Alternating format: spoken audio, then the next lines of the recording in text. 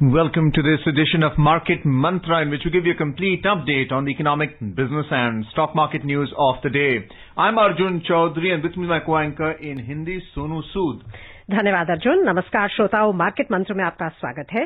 रोज की तरह आज भी हम आर्थिक, व्यापारिक और शेयर बाजार से जुड़े ताजा समाचार आप तक लाएंगे और उन पर चर्चा करेंगे। चर्चा के लिए ऑनलाइन हमारे साथ वरिष्ठ आर्थिक विशेषज्ञ पुनीत जैन आमंत्रित हैं। पुनीत नमस्कार, मार्केट मंत्र में आपका स्वागत है। धन्यवाद सोनू। और अब शुरुआत में हेडलाइंस, जिन्हें आप तक ला रहे हैं Arjun Chaudhary. Equity benchmarks declined more than 1.5%. Sensex closes at 38,357. Nifty settles at 11,334. Rupee recovers 33 paise against the US dollar, and Asian stocks logged losses amid tech-led plunge in US stocks. प्रमुख घरेलू सूचकांक 1.5% से अधिक की गिरावट में रहे। सेंसेक्स 38,357 पर और निफ्टी 11,334 पर हुए बंद। रुपए में डॉलर के मुकाबले 33 पैसे की मजबूती हुई दर्ज। और अमेरिका में टेक कंपनियों की अगुवाई में आई भारी गिरावट के बीच एशियाई शेयर बाजार मंदी में रहे। शुरुआत करते हैं शेयर बाजार से। सेंसेक्स आज 634 अंकों की भारी गिरावट में रहा, जबकि निफ्टी 11,350 के स्तर से नीचे आ गया। अमेरिका में टेक कंपनियों की अगुवाई में तीव्र गिरावट के बाद निवेशकों में घबराहट पैदा हो गई। शेयर बाजार में अधिकांश गिरावट रिलायंस इंडस्ट्रीज और बैंकिंग और वित्तीय स्टॉक्स में मंदी के कारण आई। बंबई शेयर बाजार का सेंसेक्स शुरुआत में गिरावट के साथ खुला और पूरे सत्र के दौरान नकारात्मक क्षेत्र में ही बना रहा। कारोबार की समाप्ति पर 1.63% की मंदी से 634 अंकों की गिरावट दर्ज करता हुआ सेंसेक्स 38,357 पर बंद हुआ। नेशनल स्टॉक एक्सचेंज का निफ्टी भी 1.68% की मंदी से 194 अंक कम होकर 11,334 पर बंद हुआ। विस्तारित बाजार की बात करें तो यहां भी गिरावट का रुख था।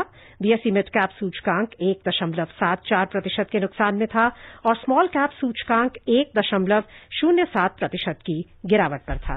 The Sensex today crashed 634 points while the Nifty closed below the 11,350 level as investors press a panic button after a tech-led plunge in US equity indices. Reliance Industries, banking and finance stocks accounted for the bulk of the losses. The 30-share BSE Sensex opened on the back foot and remained in negative territory throughout the session. It finally finished at 38,357, down 1.63%. Similarly, the NSE Nifty plunged 194 points, 1.68% to close at 11,334. The broader market at the BSE also closed with losses. The mid-cap declined 1.74% and small-cap lost 1.07%. Barring Maruti, which spurted 1.7%, all Sensex stocks ended in the red. Axis Bank was the biggest loser, declining 4.1%, followed by Tata Steel, SBI, NTPC, Bharti Airtel, ITC, ICICI Bank, IndusInd Bank, Titan and HDFC. All sectoral indices closed with losses, with BSE Metal, Power, Telecom, Realty, Bankex and Utilities falling up to 3%. According to traders, domestic benchmark indices followed the massive sell-off in global equities. Stock exchanges on Wall Street ended with heavy losses in the overnight session, led by carnage in technology stocks. Experts said Indo-China border tensions, rising cases of infections, global market correction and valuations weighted on investor sentiment. Puneet, what's your take on what's happened in the markets today? US tech stocks, Nasdaq fell by 5%, and now you have volatility also going up by 8% today to 22.15 levels. You spoke about volatility picking up in this bearish market. Explain to us the linkage between the US stock market and what's happened today in our Sensex and Nifty. So Arjun, like you mentioned, there was a very savage sell-off in US markets, particularly in technology stocks. Although the Dow Jones also fell, but I think this was all led by the fact that there was huge profit booking in technology stocks, particularly the big five, Apple, Microsoft, Netflix, Google, these stocks which had really run up very sharply. And many of these companies, their market caps have more than doubled or tripled in the last 2-3 months, 4 months. And they're giant companies, with market caps of more than $1 trillion. So I think there was some kind of a profit booking there. Although I don't see a very sharp fall. I don't see, of course, that trend of profit booking might continue for some more time. We might see more volatility. But the truth is that investors who have seen the money double or triple in last 2-3 months, they're taking some money off the table. Led by those technology profit booking, then we saw other sectors also getting affected. While the fall wasn't that sharp, but I think started from US, then it went through Asia. Asia also saw a very big sell-off and profit booking in select sectors. In India, if you see, the markets fell very sharply today because of financial sector stocks, which had risen quite sharply last week. In fact, financial sector stocks were by 10% last week. They fell about 5-6%. So we saw financial sector profit booking in financial sector stocks today. Even in IT, we saw some kind of profit booking. So practically all the sectors except auto, which was up slightly. I think I will really put it down to more like profit booking and a cautious approach ahead, rather than any change in trend as yet. Puneet, इस सप्ताह को अगर हम देखें तो सप्ताह की जो शुरुआत है वो खास अच्छे नोट पर नहीं हुई थी। हालांकि एक्सपेक्टेड थे कि जीडीपी के फिगर्स कम आएंगे Q1 के लिए, लेकिन 23.9% की कॉन्ट्रैक्शन जो आई शायद वो थोड़ी सी चौंकाने वाली थी। लेकिन उसके बाद जो भी एनालिसिस आए कि शायद वी शेप्ड रिकवरी हो सकती है, अगस्त में जो रिकवरी है उसको देखते हुए अगस्त के जो फिगर्स हैं पीएमआई मैन्युफैक्चरिंग के 52, ऑटो सेल्स में बढ़त है। सो आपको लगता है कि वो जो एक शॉक था जीडीपी का, वो शायद बाजार ने एब्जॉर्ब कर लिया है और आज की जो गिरावट है वो प्योरली इंटरनेशनल रीजंस की वजह से है? बिल्कुल सुनो, आप सही कह रही हैं। जो आज का जो बाजार की गिरावट है, जो रिएक्शन है, वो जीडीपी नंबर्स को लेकर नहीं है, क्योंकि जीडीपी नंबर्स तो मेरे ख्याल से प्राइस्ड इन थे। दूसरी बात यह है कि उस जीडीपी नंबर्स के बाद जो हमारे पास एम्पेरिकल एविडेंस है जुलाई के महीने की प्रोडक्शन की, अगस्त के महीने की प्रोडक्शन की, हमारे पास क्योंकि डेटा है, जीएसटी का डेटा है, तो हम ये कह सकते हैं कि जुलाई और अगस्त में जो रिकवरी थी इकोनॉमी में वो बरकरार रही। वो इकोनॉमी जो है वो रिकवरी के पाथ पर है। तो मुझे लगता है कि बाजारों को जो GDP first quarter GDP numbers थे उससे कोई बहुत ज्यादा चिंता नहीं थी। दे वर लुकिंग अहेड। जो मार्केट्स है वो देख रही है कि आने वाले समय में क्या इकोनॉमिक एक्टिविटी पिकअप करेगी। आज की जो गिरावट है उसको मैं ये कहूंगा कि कुछ हद तक प्रॉफिट बुकिंग, कुछ हद तक जो फॉरेन इन्वेस्टर्स हैं, क्योंकि यदि आप पूरा डेटा देखें फॉरेन इन्वेस्टर्स का, तो पूरे अगस्त के महीने में बहुत हेवी बाइंग रही है एफआईआईज की, और आज काफी दिनों के बाद पहली बार हम देख रहे हैं कि एफआईआईज की सेलिंग थी, नेट सेलिंग थी आज बाजार में। तो मुझे लगता है प्रॉफिट बुकिंग का ही इसमें मुख्य रोल रहा है आज की गिरावट में। Puneet, you mentioned about the auto sector, and we saw that stocks like Maruti Suzuki and Ashok Leyland picked up in the market today in the cash market. There was also a volume spike, and there's also a long build-up in the futures market. Why are investors taking that position in a market that saw profit booking today? So Arjun, if you look at, in fact last 2-3 days we've got data from auto sales. And that data has been very encouraging. We have seen a lot of resilience in auto sales numbers, which is very heartening because auto sales are big ticket items. It's not as if they're FMCG products which one buys off the shelf.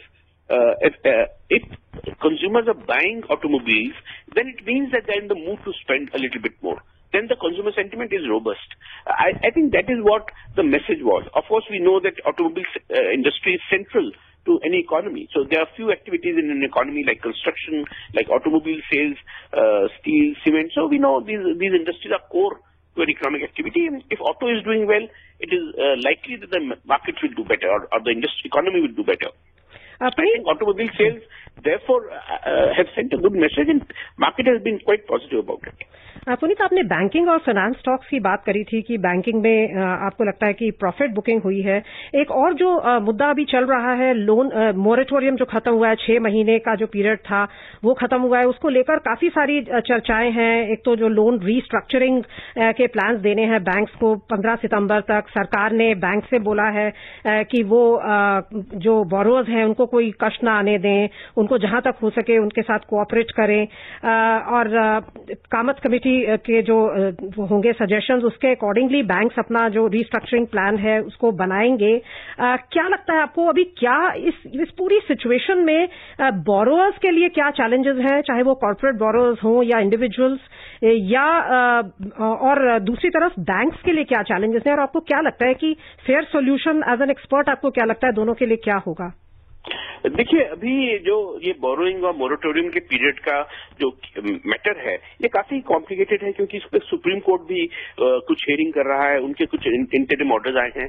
बल्कि कल supreme court का एक order आया है जिसमें उन्होंने कहा है कि 31 अगस्त तक जो भी अकाउंट्स एनपीए नहीं है उनको बैंक्स आने वाले समय में एनपीए डिक्लेयर नहीं कर सकता अंटिल सुप्रीम कोर्ट का फर्दर ऑर्डर आए।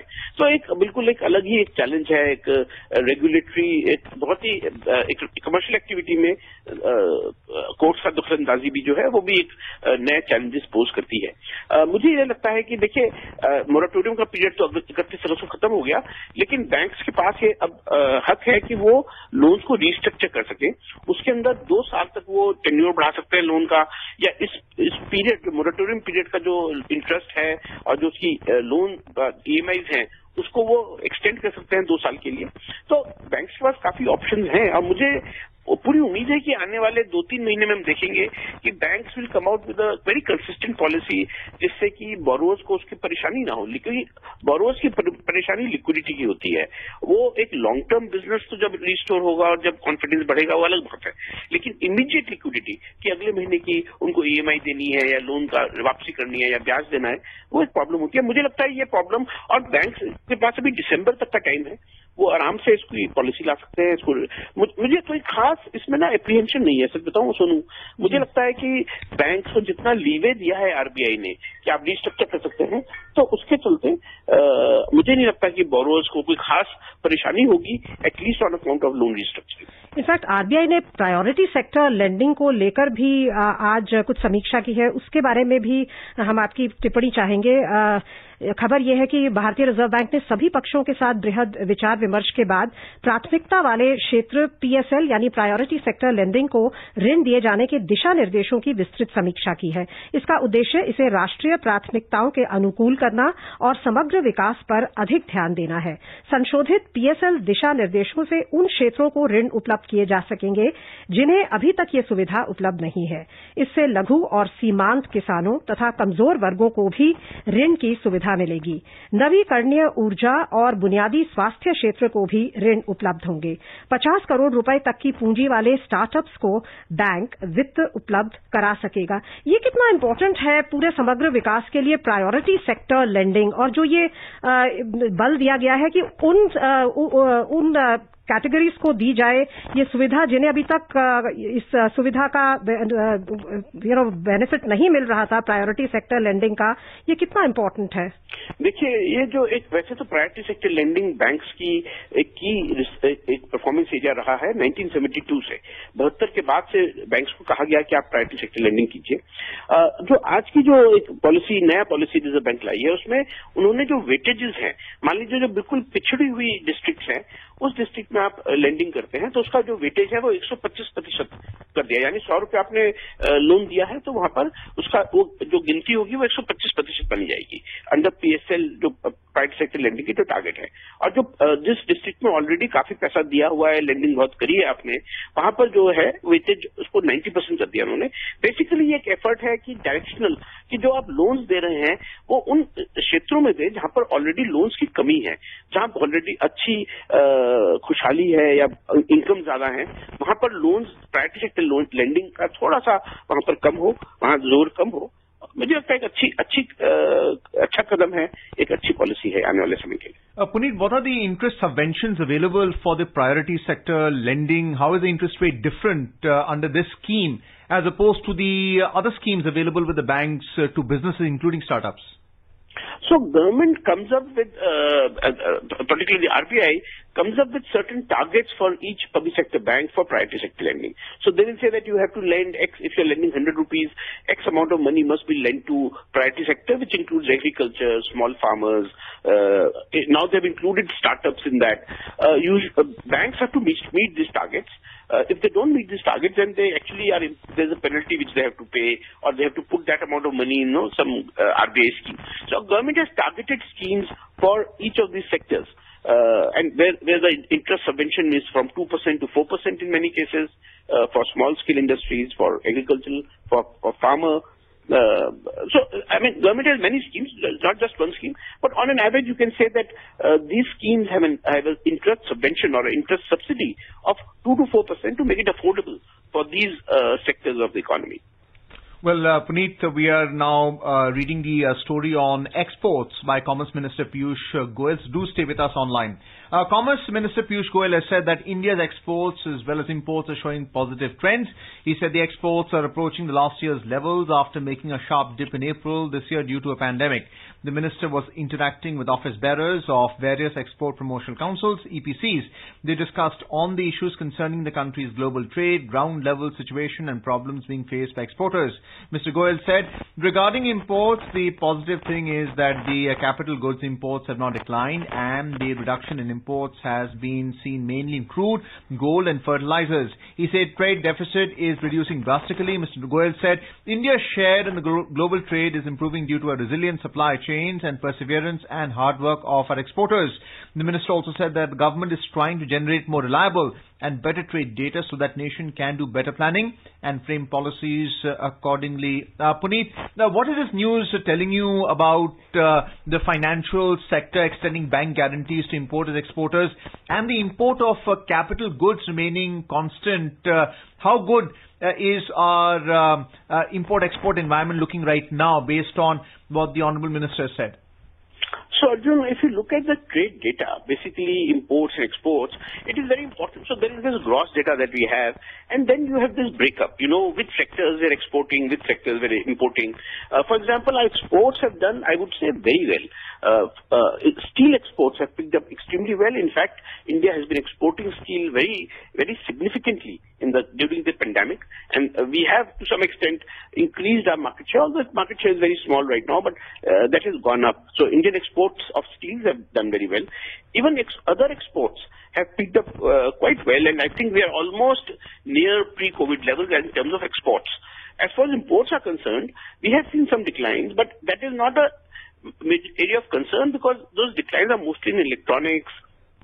Those declines in areas which are consumer goods, items which are not of priority. Priority sector items are usually capital goods, which is basically machinery.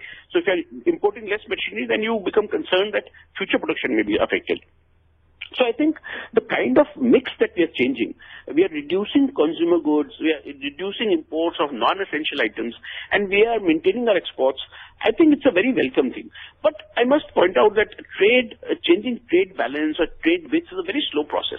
We all get very excited about a few companies exporting less, exporting more, and importing less. But trade changes very gradually because new capacities have to come up, new factories have to be put up. So I think it's going to be a slow process, but I think we are moving in the right direction. Puneet, अगर हम sectors की बात करें तो जैसा अभी अर्जुन कह रहे थे कि यूएस के मार्केट में जो टेक कंपनीज हैं उनकी अगुवाई में बहुत भारी गिरावट आई है। सो जो हमारी भारतीय कंपनियां हैं टेक और आईटी क्षेत्र की, उन पर क्या आपको दबाव आता लगता है? क्या उनका आउटलुक है? देखिए, जो इंडियन कंपनीज जिस स्पेस में ऑपरेट करती हैं, which is basically software services, वहां पर हमें कोई प्रेशर नहीं लगता। डेफिनेटली क्योंकि कंपनीज का जो खर्चा है थोड़ा सा हर जगह हमने देखा है वहां पर कमी आई है, तो जो ग्रोथ है इंडियन आईटी सर्विसेज कंपनीज की वो थोड़ी स्लो डाउन हुई है। लेकिन उनकी जो भी कमाई है, इनकम है या जो उनका बिजनेस प्रोस्पेक्ट्स है, उसमें हमने कोई कमी नहीं देखी। तो मुझे लगता है कि Indian IT companies are doing very well. In fact अगर हम वर्ल्ड वाइड जो डेटा देखें तो ये मालूम चलता है कि जो डिजिटलाइजेशन है यानी डिजिटल अडॉप्शन है by various sectors of economy, वो बल्कि फास्ट हो गई है। उसके चलते जो भारतीय आईटी कंपनियों को फायदा होगा। मुझे ऐसा नहीं लगता कि कोई वहां पर कोई परेशानी हमको इंडियन आईटी एक्सपोर्ट्स में आने वाली है। पुनीत, टेलीकॉम क्षेत्र भी काफी अभी न्यूज में रहा है ऑफ लेट, जो सुप्रीम कोर्ट का फैसला आया कि जो एजीआर ड्यूज है वो 10 वर्ष की अवधि तक वो दे सकते हैं, हालांकि गवर्नमेंट 20 साल की बात कर रही थी। तो क्या इम्पैक्ट होगा इस फैसले का टेलीकॉम सेक्टर पर? क्या लगता है आपको टैरिफ्स बढ़ेंगे? क्या आउटलुक आपको दिखाई देती है टेलीकॉम सेक्टर की? देखिए, इस फैसले का दो प्रकार से, दो डायमेंशन में आप कह सकते हैं कि इसका असर पड़ेगा। एक टेलीकॉम कंपनीज के ऊपर और एक टेलीकॉम जो कंज्यूमर्स हैं उनके ऊपर। तो जहां तक कंपनियों का सवाल है, ये फैसला उनके हक में है, उनके फायदे में है, क्योंकि वो आराम से, काफी कैश फ्लो है कंपनीज का। और जो इसमें सबसे कमजोर, फाइनेंशियली जो सबसे कमजोर कंपनी थी वोडाफोन आइडिया, इवन वो कंपनी भी अब उनका मानना यह है कि वो आराम से over the period of 10-12 years ये पूरे एजीआर ड्यूज को पे कर पाएंगे और that company will survive as a business. तो टेलीकॉम कंपनीज को फायदा यह है कि उनका जो बिजनेस है वो अब चालू रहेगा, उसके अंदर वो आराम से आगे एक्सपेंशन कर सकते हैं। जहां तक कंज्यूमर्स का सवाल है, डेफिनेटली उनके लिए ये जो सुप्रीम कोर्ट का ऑर्डर है इसका नेगेटिव असर होगा, क्योंकि आने वाले समय में ये बात साफ है अब कि जो कंज्यूमर्स हैं उनको ज्यादा पैसा देना पड़ेगा। जो टैरिफ प्लान्स हैं वो उनकी कीमतें काफी बढ़ सकती हैं।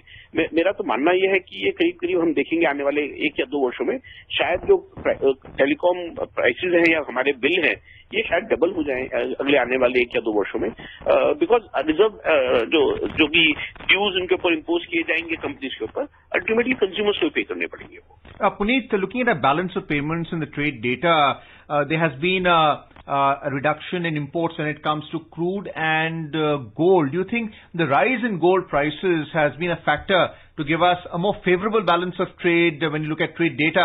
But how do you look at crude prices? Do you see them at that $44 level, or do you see that going up and disrupting our figures? So let me touch on gold. मुझे लगता है Arjun, I think gold imports in India will remain subdued. They may not go back to the earlier levels. Although we have seen gold imports increase in August substantially. Earlier they were quite negligible in June, July, but August they went up. Because of the prices. See, at this price point, 50,000 plus, it is difficult to imagine that people will be consuming gold in large quantities. There will be some buying, there will be some consumption, but not, I think it will kind of slow down. And also there's a lot of recycling of domestic gold now taking place. A lot of people have actually sold gold, and that gold is now coming to the market. So India has a very substantial reserve of gold in households. So I think a lot of that gold is also coming into play, and we'll see less and less imports of gold going forward. As far as crude oil prices are concerned, see, crude oil market is a very, I would say, manipulated market by a few producers. So they have managed to keep oil prices high in the range of $40-45, but they can't keep doing that because they have a huge surplus capacity of more than 15 million barrels lying idle. They're going to start producing more eventually, and I see crude prices coming down. And India's import bill on these two counts, gold and crude, I don't think we're going to see any significant jump in imports because of these two items. Puneet, आपने सोने की बात करी तो हम बता दें कि रुपए में मजबूती के बीच दिल्ली सराफा बाजार में सोना 56 रुपए की मामूली गिरावट से 51,770 रुपए प्रति 10 ग्राम पर आ गया। चांदी भी 738 रुपए की गिरावट से 68,371 रुपए प्रति किलो हो गई। अंतर्राष्ट्रीय बाजार में सोना मजबूती के साथ $1,935 प्रति आउंस पर था। हालांकि चांदी $26.71 प्रति आउंस पर स्थिर थी। ब्रीफली बताएंगे, क्या सोना इन्वेस्टमेंट के लिए अभी एक अच्छा विकल्प है? देखिए सोनू, मेरा मानना यह है कि सोने में कोई बहुत बड़ी यहाँ से तेजी हम नहीं देखेंगे। जो सोना is more of an emergency investment जो करनी चाहिए, सेफ्टी के लिए रिस्क फ्री इन्वेस्टमेंट है। कुछ इन्वेस्टमेंट आपके पोर्टफोलियो का उसमें होना चाहिए, पर यदि हम सोचें कि जिस सोने में हम इन्वेस्ट करेंगे और बहुत जल्दी हमें बहुत बड़े गेन्स होंगे, मुझे ऐसा नहीं लगता आने वाले समय में। I think gold and silver are going to stay stable in +-10% no from the current levels. तो आप ये कह सकते हैं 45-40 हजार रुपए से लेके 54-55 हजार के रेंज में गोल्ड रहेगा शायद आने वाले कई वर्षों तक। So, well, Puneet, tell us about silver. How did it go up from 42,000 rupees per kilogram to 68,000, even though we saw a dip in the market today for silver? It has application not only as a precious metal, but for industrial purposes also. So, Arjun, silver, of course, it's unlike gold, because gold is not consumed in anything except jewelry and investment. Silver has industrial application, so it gets consumed. However, we have seen over the last many years in fact, last over more than a decade, gold prices refused to move. Somehow there was no fancy for gold as an investment, or for silver as an investment, and we saw silver only being used for industrial consumption.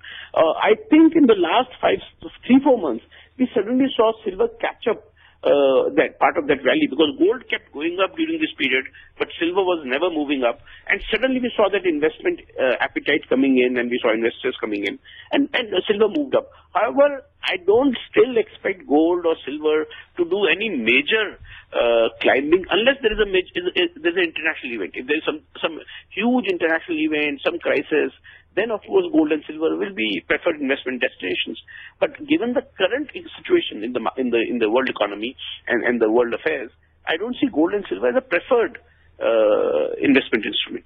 Well, let's have a look at the oil market now. Oil prices today gained to trade beyond $44 per barrel. Crude prices logged losses this week amid concern over low demand and slow recovery of COVID-19 hit economies. In intraday trade, Brent crude prices were trading around $44.40 a barrel, while WTI crude prices were around $41.80 per barrel. Just looking at the price level right now, you discussed about the prices being range bound and supply, in fact, being plentiful. Do you see a country like India being able to negotiate long-term supply contracts with nations like it had with Iran, maybe with other nations, to bring down its oil cost? So clearly, India does that. I mean, we have some kind of in fact, the truth is that sometime back we had to pay a premium. India had something called the Asian premium, which we had to pay to suppliers because they said that they want to equalize the prices across the world. But I think fortunately we have been able to renegotiate many of those contracts and bring down oil prices. Of course, India buys a lot of crude from the Middle East, and only recently they started buying crude oil from USA. Which is cheaper by $3-4. So clearly India is diversifying its own sources of oil. Plus, of course, we have a very comfortable supply situation in the world as far as oil is concerned right now. So there's Russian oil, there's American oil, there is Middle Eastern oil, and plentiful oil in reserves and storages. I think long-term fundamentals for oil do not suggest any sharp increase in oil prices. Of course, we will see some volatility, but my own sense again is long-term we are going to see oil stay soft. It may go down a little bit, but I think prices will remain soft. घरेलू परिवेश में लौटते हुए 2 दिनों से जारी गिरावट का सिलसिला तोड़ते हुए रुपए में आज 33 पैसे की मजबूती दर्ज हुई और ये 73 रुपए 14 पैसे प्रति डॉलर के स्तर पर दर्ज हुआ। घरेलू शेयर बाजार में गिरावट के बीच घरेलू मुद्रा में ये मजबूती आई। 6 मुद्राओं के समूह के मुकाबले डॉलर की मजबूती मापने वाला डॉलर सूचकांक 0.03% की बढ़त से 92.77 पर दर्ज हुआ। और अब रुख करते हैं अंतर्राष्ट्रीय बाजारों का। टेक क्षेत्र के स्टॉक्स में गिरावट की अगुवाई में अमरीकी शेयर बाजारों में आई गिरावट के बीच एशियाई शेयर बाजार आज 1.3% तक लुढ़क गए। हांगकांग के हैंगसेंग में 1.2% की गिरावट आई और चीन का शंघाई कॉम्पोजिट सूचकांक 0.9% गिरकर बंद हुआ। दक्षिण कोरिया के कॉस्पी में 1.2% का नुकसान दर्ज हुआ। जापान का निकेई सूचकांक 1.1% की गिरावट में रहा और सिंगापुर के स्ट्रेट्स टाइम्स सूचकांक में 0.9% की मंदी दर्ज हुई। यूरोपीय क्षेत्र की बात करें तो दिन के कारोबार में ताजा समाचार मिलने तक यहां रुख मिला जुला था। लंदन का फुटसी और फ्रांस का कैक 0.5% की वृद्धि पर थे, हालांकि जर्मनी के डैक्स में 0.2% की मामूली गिरावट थी। Moving on to the US market, Wall Street posted a sharp decline yesterday with the tech-heavy Nasdaq sliding around 5% as investors dumped high-flying technology-focused stocks. On the other hand, economic data also raised fears about a difficult and long recovery. The Dow Jones Industrial Average declined 2.8%, S&P 500 plunged 3.5%, and Nasdaq Composite Index tumbled 5%. Puneet, you said that there was profit booking in the technology sector in the US market today, with Nasdaq falling by as much as 5%. But there's also macroeconomic data from the US which is not positive. And what's the impact not only on the US economy but on its currency, the US dollar, which has been falling steadily against the rupee? So the US dollar, I think, is the real elephant in the room. And US dollar, which had fallen sharply in the last 2-3 months, in fact, throughout pandemic, it has gone down. The index has gone down by 7 to 8%. That has kind of stabilized at 91, 92 levels right now. It's about 93. And I see the US dollar stabilizing at these levels. But of course, we must remember that next 2 months, after 2 months, we're going to see historic US elections. They're going to be very, very close, very, very important, and they might change the way US does business with the world. तो पुनीत, इस election के results अगर Trump आते हैं या Biden आते हैं, कैसे अफेक्ट करेंगे ब्रीफली इंडिया को? देखिए, हालांकि जो हमारी भारत की जो रिलेशनशिप रही है ट्रंप एडमिनिस्ट्रेशन के साथ, वो बहुत अच्छी रही है। तो मुझे पूरी उम्मीद है, और डेमोक्रेट्स भी कहते यही हैं कि वो भारत के साथ इंडिया सेंट्रिक पॉलिसी ला चाहते हैं। तो मुझे लगता है कि भारत को कोई ऐसा भारी नुकसान नहीं होगा आइदर आउटकम में, लेकिन डेफिनेटली इन दोनों में से दोनों की पॉलिसीज क्योंकि बहुत अलग हैं, तो उसका असर काफी पड़ेगा विश्व के बाजारों पर। बहुत बहुत धन्यवाद इस विस्तृत चर्चा के लिए पुनीत, और आज के कार्यक्रम में शामिल होने के लिए धन्यवाद सुनी। And before we close, a reminder, the headlines: equity benchmarks declined more than 1.5%. Sensex closes at 38,357. Nifty settles at 11,334. Rupee recovers 33 paise against US dollar, and Asian stocks locked losses amid tech-led plunge in US stocks. And that's it in this edition of Market Mantra for now. Goodbye.